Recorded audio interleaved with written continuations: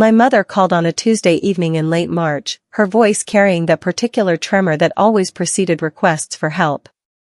"Sweetheart, I'm having trouble with my online banking again. You know how confusing these websites are for me. Could you possibly come over this weekend and help me sort it out?" I'd heard variations of this request dozens of times over the past year. My mother, Helen, was 63 and genuinely struggled with technology. Every software update felt like a foreign language to her, every security question an impossible puzzle. As her only child living nearby, I'd become her de facto tech support for everything from her phone to her television to her financial accounts. "Of course, Mom," I said, already mentally rearranging my Saturday plans. "I'll come by around 10. We'll get everything straightened out." What I didn't realize as I agreed so easily was that this simple tech support visit would become something much more complicated. That my willingness to help would be interpreted as permission for something I'd never explicitly agreed to. That the line between assisting my mother and losing control of my own financial life was about to blur in ways I couldn't have anticipated. Saturday morning, I drove to my mother's house with my laptop, ready to spend an hour or two helping her navigate her bank's website. She greeted me at the door with coffee and pastries, her usual routine when I visited. We settled at her dining table, and I logged into her bank account using the credentials she kept written on a piece of paper tucked inside her checkbook. "See, this is where I get confused," she said, pointing at the screen. "All these buttons and menus. I never know which one to click." I walked her through the process step by step, showing her how to check her balance, review transactions, and transfer money between accounts. She nodded along, taking notes in her shaky handwriting, but I could see the information wasn't really sticking. After about an hour, she sighed heavily. "You know what would make this easier? If you could just handle it for me. You understand all this computer stuff. I trust you completely." The request made sense on the surface. She was struggling, I was capable, and I was her daughter. Helping felt natural, expected even. "I can check in on your accounts regularly if you want," I offered. "Make sure everything looks right, help you pay bills online." "That would be wonderful," she said, relief evident in her voice. Over the next few weeks, helping my mother with her finances became part of my routine. She'd call with questions about bills or transactions, and I'd log into her account to investigate. Sometimes I'd pay a bill directly if she was confused about the process. Other times I'd just confirm that a payment had gone through. It felt like a natural extension of the help I'd been providing all along. Then one afternoon in mid-April, my mother called with a new request. The bank sent me some paperwork about adding an authorized user to my account. They said it would make it easier for you to help me without having to use my login every time. Could you look at it when you come over this weekend?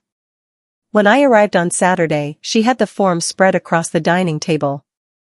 Authorization for joint account access. Power of attorney for financial decisions. Beneficiary designation updates. The paperwork was more extensive than I'd expected. "Mom, this is a lot more than just helping you with online banking," I said, reading through the legal language. "This would give me full access to your accounts." "Isn't that what we want?" she asked, looking confused. "So you can help me properly?" I hesitated, uncomfortable with the scope of control these documents would grant.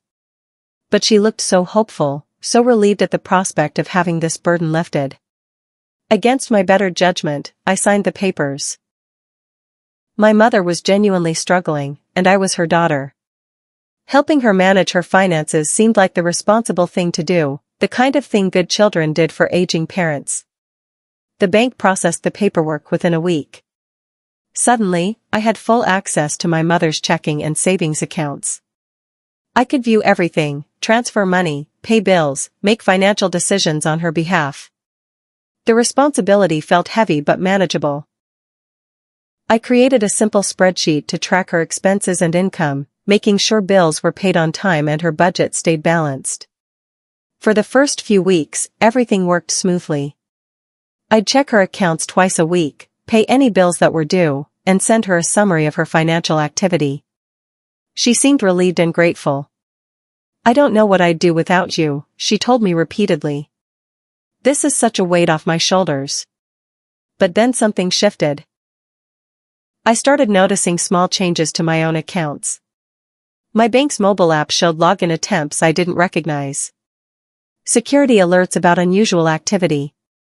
Transaction notifications for transfers I hadn't made. At first, I assumed it was just spam or system glitches.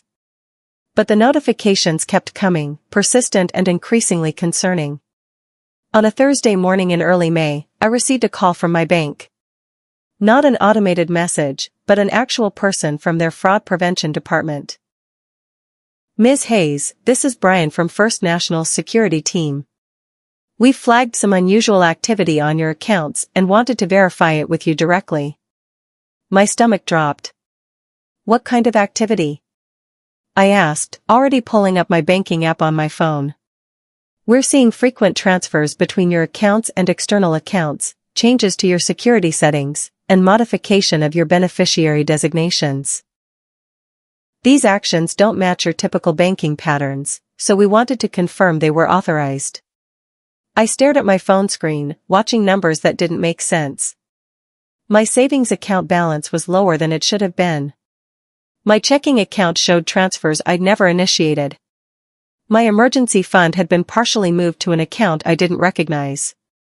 "I didn't authorize any of this," I said, my voice tight. "Someone else is accessing my accounts." Brian's tone became more serious. "Have you shared your login credentials with anyone? Given someone power of attorney? Added any authorized users recently?" And then it clicked. The paperwork I'd signed at my mother's house hadn't just given me access to her accounts. Somehow, in the confusion of multiple forms and legal language I'd skimmed too quickly, I'd also granted her access to mine. I rushed to my mother's house that afternoon, the bank's security questions still echoing in my mind. She greeted me at the door with her usual warm smile, completely unaware of my growing panic. "Mom, we need to talk about the bank accounts," I said, trying to keep my voice steady. "Have you been accessing my accounts? Making transfers or changes?" Her expression shifted to something between confusion and defensiveness. "Well, yes, sweetheart. I thought that was the arrangement. We were helping each other with finances, weren't we? You were managing mine, so I thought I should help manage yours too." The logic was so skewed it took me a moment to formulate a response. "Mom, no. I was helping you because you asked for help. I never asked you to access my accounts or make any changes." "But you signed the papers," she said, as if this explained everything. "The bank papers that gave us access to each other's accounts. I thought that's what we were doing." I pulled up the forms on my phone, the ones I'd signed weeks ago, and read through them more carefully this time. Buried in the legal language was indeed authorization that went both ways. I'd been so focused on helping her that I hadn't noticed I was also granting her full access to my financial life. The full scope of what my mother had done started emerging over the next hour. She'd been logging into my accounts daily, reviewing my transactions, making what she called adjustments to my savings allocation. She'd transferred money from my emergency fund to a high-risk investment account she'd opened in my name. She'd changed my direct deposit allocation to send a portion of my paycheck directly to her account, claiming it was payment for the financial advice she was providing. She'd updated my beneficiary designations to name herself as the primary beneficiary on all my accounts. She'd even taken out a small line of credit in my name, justifying it as building my credit score. Each revelation felt like a punch.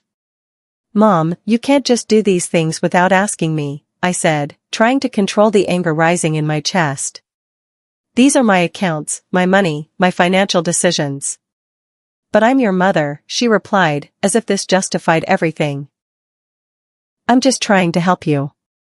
You're not very good with money, honey. You spend too much on restaurants and entertainment. I'm teaching you discipline." The accusation stung not because it was true, but because it revealed how she'd justified her actions to herself. In her mind, she wasn't overstepping. She was parenting, guiding, improving my financial habits whether I'd asked for that guidance or not. I left my mother's house that evening feeling violated and furious. The trust I'd extended by helping her had been turned into something I'd never agreed to. The next morning, I called the bank's security department back and explained the full situation. I need to revoke all access my mother has to my accounts immediately, I told Brian. And I need to understand exactly what changes she made so I can start reversing them. The process was more complicated than I'd hoped. Because I'd legally authorized her access, removing it required new paperwork and verification processes.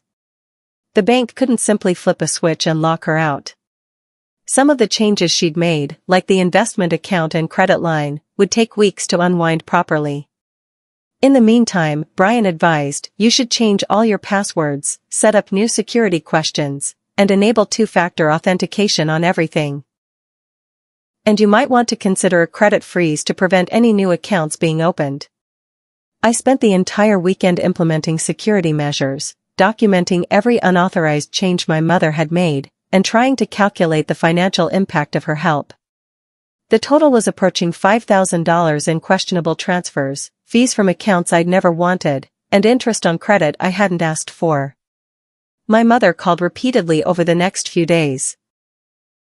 I let most of the calls go to voicemail, needing space to think clearly without her justifications confusing me. The voicemails followed a pattern. First, they were apologetic. I'm sorry if I overstepped, honey. I was just trying to help. Then they became defensive. I don't understand why you're so upset. I'm your mother. Everything I did was for your own good. Finally, they turned almost accusatory. After everything I've done for you, this is how you treat me? By cutting me off and treating me like a criminal? Each message made me angrier.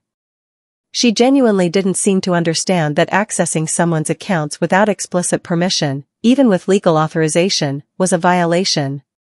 That making financial decisions on someone else's behalf without consultation was controlling, not helpful. The person who was supposed to protect me had taken advantage of my trust in the most intimate way possible, by tampering with my financial security. On Wednesday, I finally answered her call. We need to set some very clear boundaries, I said before she could launch into another justification. What you did was not okay. Having legal access to my accounts doesn't mean you have permission to use that access however you want. My mother's response shocked me. Instead of apologizing or acknowledging the boundary violation, she became defensive in a way I'd never seen before. You're being dramatic about this, she said, her voice sharp. I had every legal right to access those accounts. You signed the papers, and I was acting in your best interest whether you see it now or not. Mom, you took money from my savings without asking. You opened accounts in my name. You changed where my paycheck goes. None of that is legal just because I signed paperwork meant to help you with your banking. I'm your mother, she repeated, as if those 3 words were a magic spell that justified everything. I have a right to be involved in your finances. You're still young, you make impulsive choices, and someone needs to guide you. The conversation was going nowhere. She'd created a narrative in her mind where her actions were not only justified but necessary. Where I was the ungrateful child refusing her wise guidance. Where boundaries were disrespect rather than basic self-protection. I've revoked your access to my accounts, I said finally. And I'm working with the bank to reverse the changes you made. This isn't negotiable. The silence on the line felt heavy. Then, quietly, almost threateningly, you might want to reconsider that decision. The threat in my mother's voice lingered with me for days. What did she mean by that? What could she possibly do? I'd already locked down my accounts. I'd already started the process of unwinding her changes. But something about her tone suggested this wasn't over, that she had moves left to make that I hadn't anticipated. My anxiety proved justified when I received a letter from an attorney the following week. My mother had hired a lawyer and was contesting the revocation of her account access. The legal argument was convoluted but essentially claimed that because I'd signed documents granting her power of attorney for financial matters, I couldn't simply revoke that authorization without proving she'd acted inappropriately. The letter demanded that I reinstate her access and cited various legal precedents about family financial arrangements. I stared at the letter in disbelief. My mother was actually taking legal action to maintain access to my accounts. The situation had escalated from family boundary violation to potential legal battle. I immediately called my own attorney, a family law specialist named Patricia whom I'd worked with years ago on estate planning. She read through the letter and let out a low whistle. "This is unusual," she said carefully. "Most power of attorney disputes involve elderly parents and adult children, not the reverse. But your mother's attorney is making an interesting argument about the binding nature of the paperwork you signed." Patricia explained that the documents I'd signed were more complex than I'd realized. They weren't just simple authorized user agreements. They included language about mutual financial oversight, shared decision-making authority, and provisions that made revocation more complicated than I'd assumed. "The good news is that you have evidence of her making unauthorized changes and decisions without your consent," Patricia said.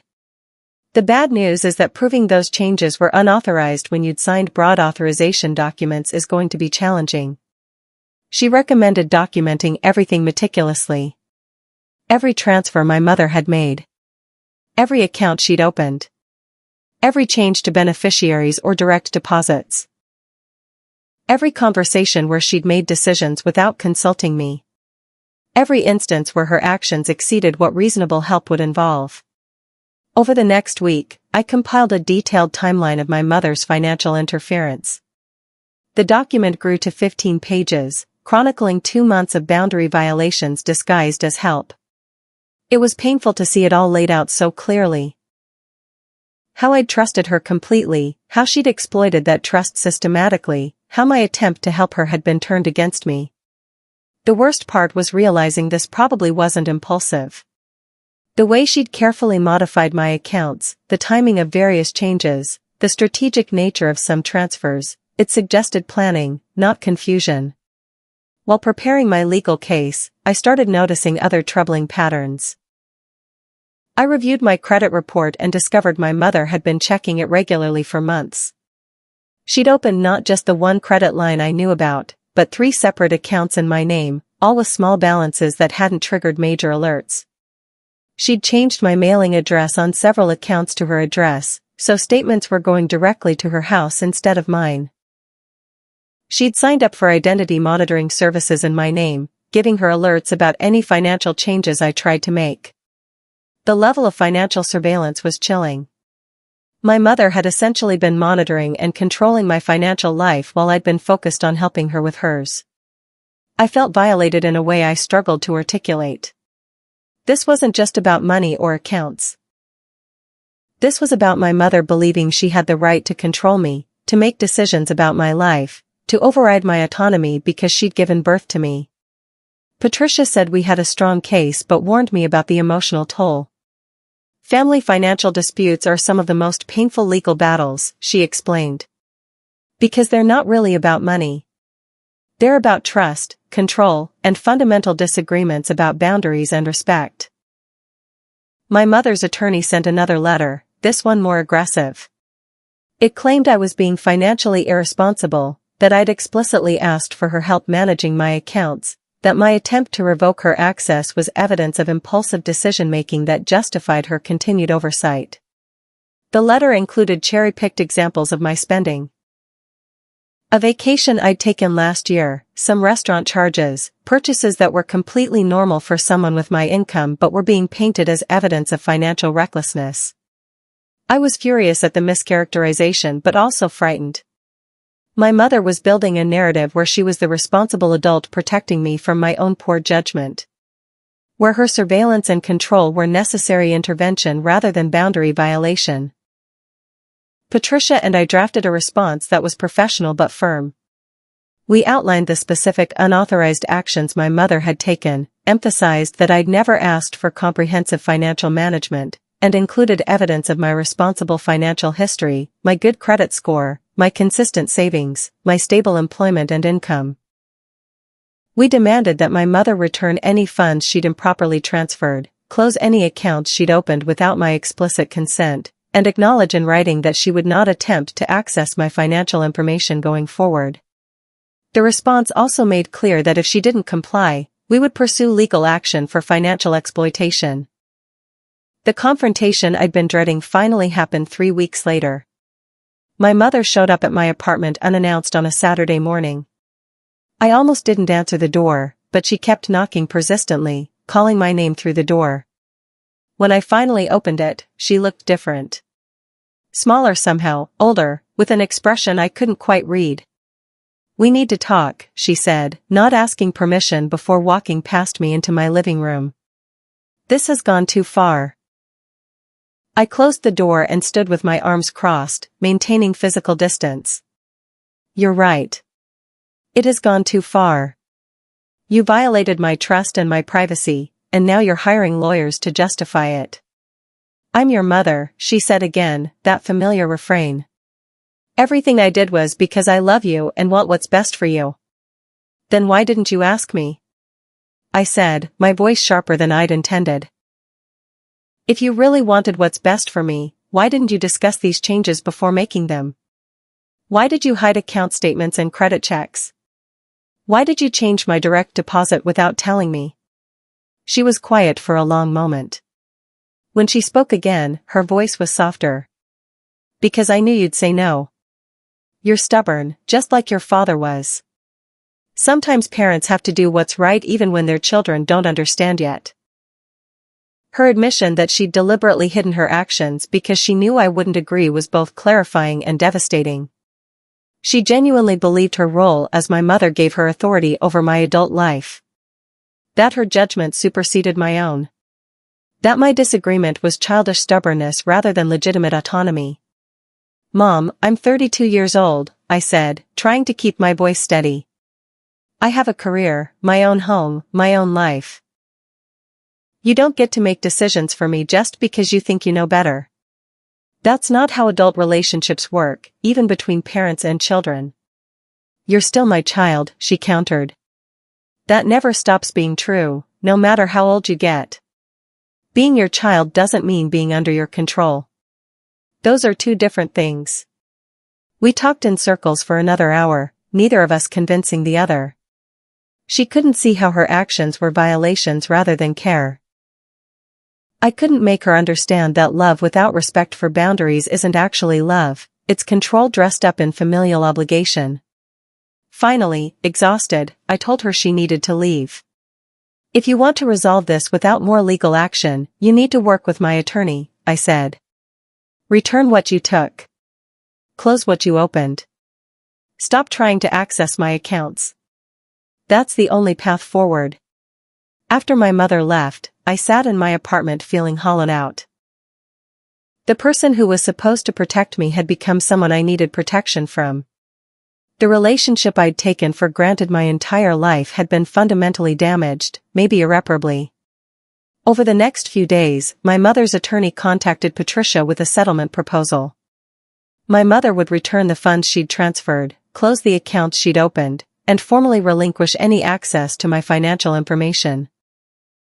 In exchange, I would agree not to pursue any legal claims against her and would acknowledge that her actions, while overstepping, had been motivated by parental concern rather than malicious intent. Patricia reviewed the proposal with me over the phone. "It's not a bad offer," she said. "You'd get back what was taken, and you'd have legal documentation preventing future access."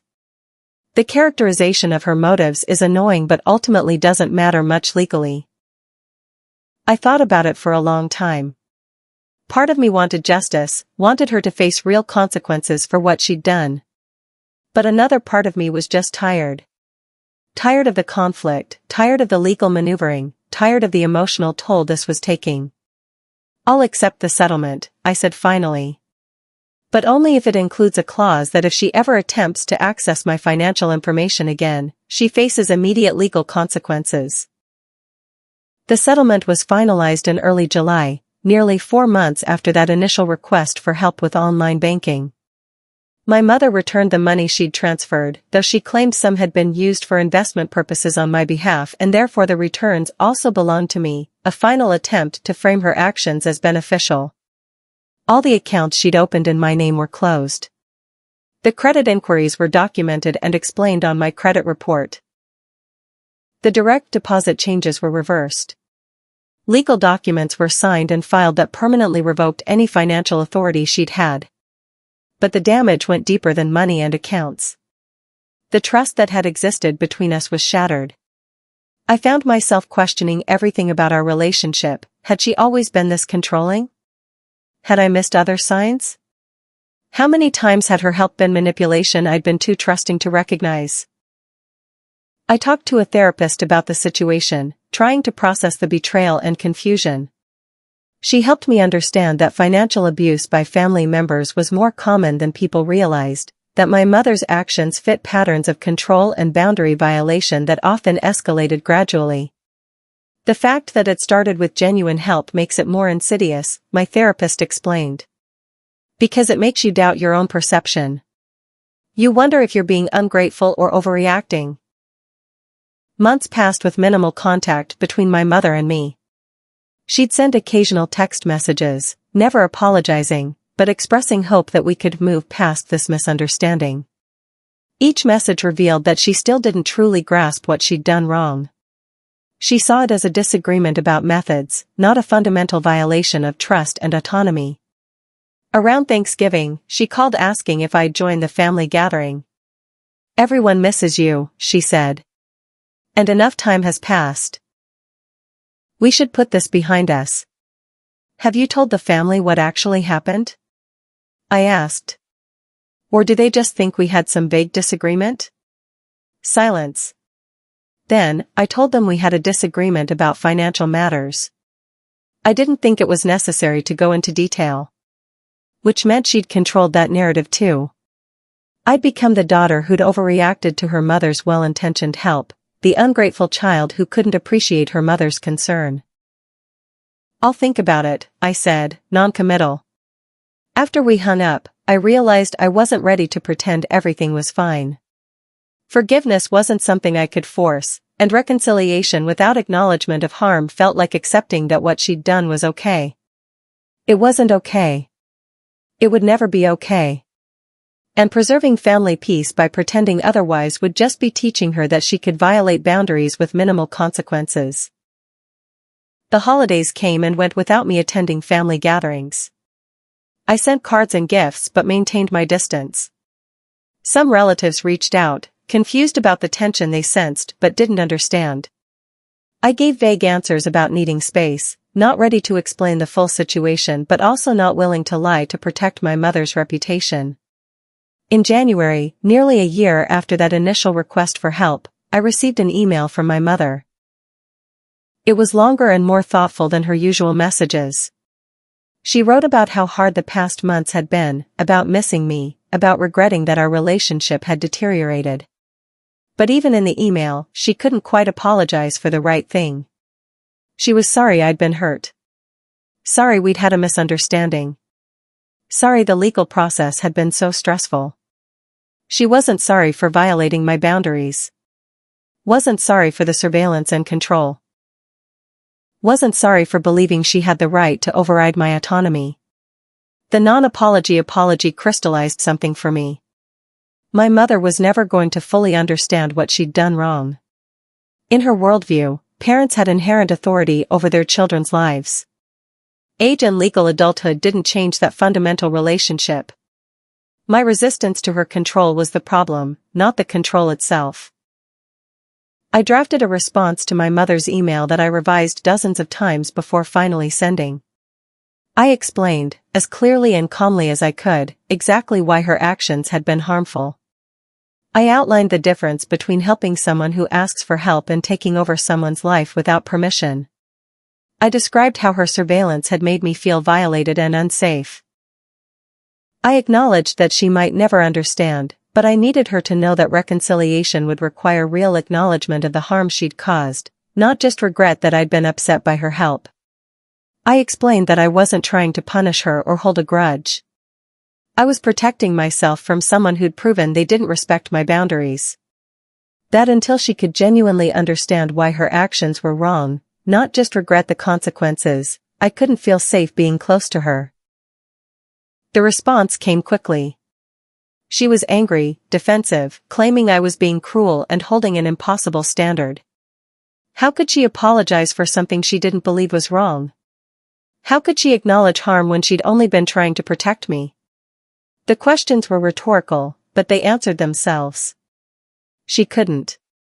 And that meant we were at an impasse that might never resolve. Time continued passing. I rebuilt my financial security, implementing safeguards to prevent anyone from accessing my accounts without multiple layers of verification. I changed banks entirely, wanting a fresh start with institutions that had no history with my mother.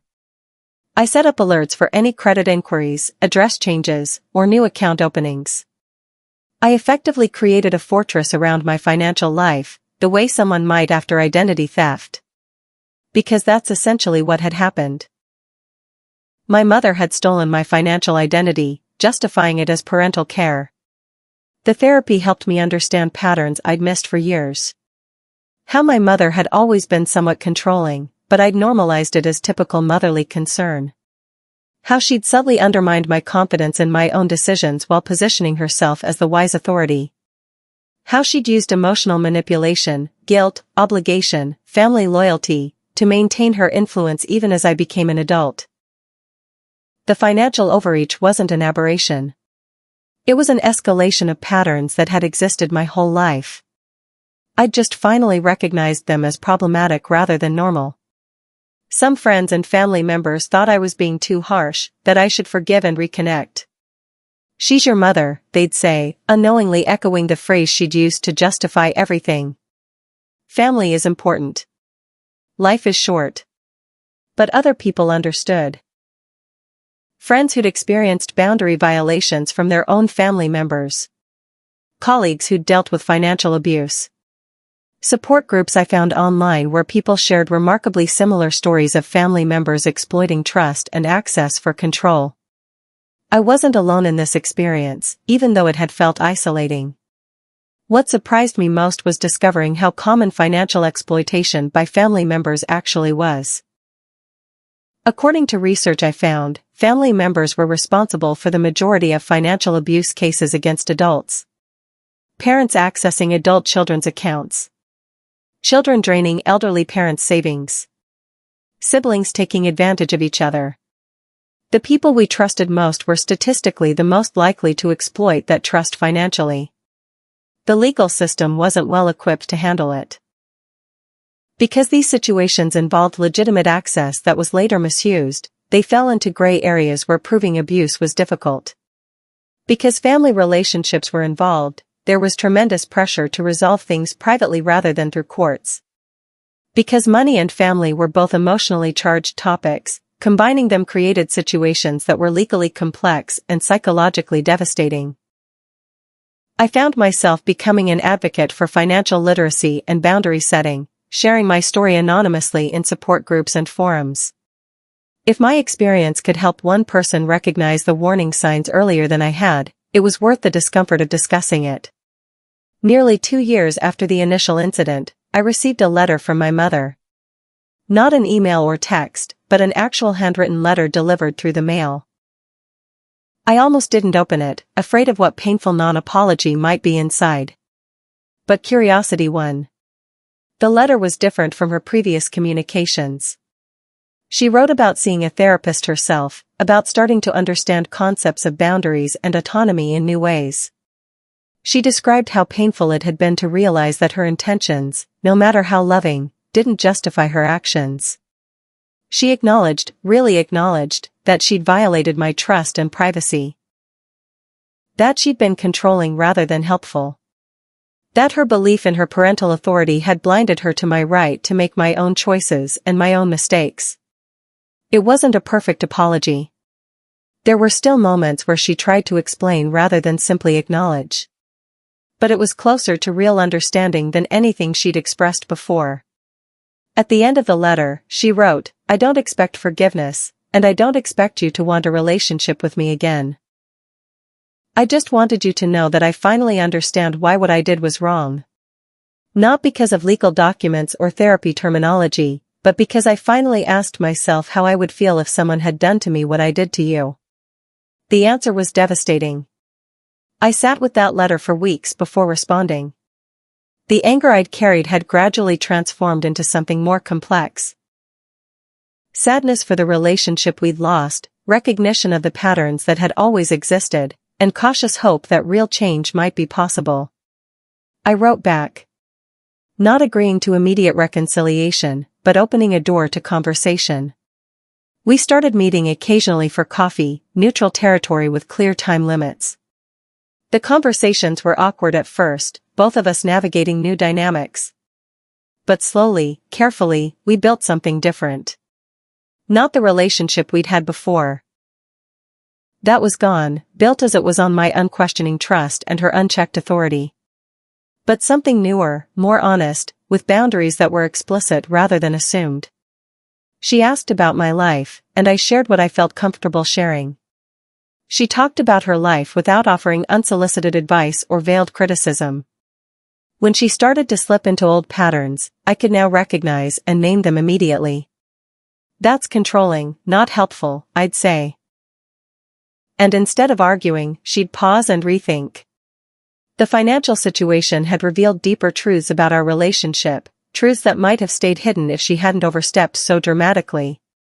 In a strange way, the crisis had given us an opportunity to rebuild on a foundation of honesty rather than assumption. Whether that rebuilding would succeed, I couldn't know. But I'd learned something crucial through the ordeal: love without respect for boundaries isn't love. Help that overrides autonomy isn't help.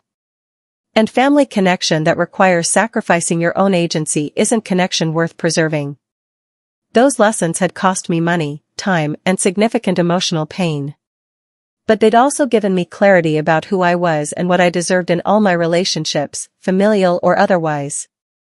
The bank had asked me to verify unusual activity in my accounts. That verification had led to discoveries that changed my life. Sometimes the worst violations lead to the most important boundaries. Sometimes breaking trust completely is the only way to rebuild it properly. And sometimes the person who was supposed to protect you becomes the person you most need protection from, until, through hard work and honest reckoning, you can find a way forward that honors both love and autonomy. That was the truth I'd learned, and it was worth every difficult moment.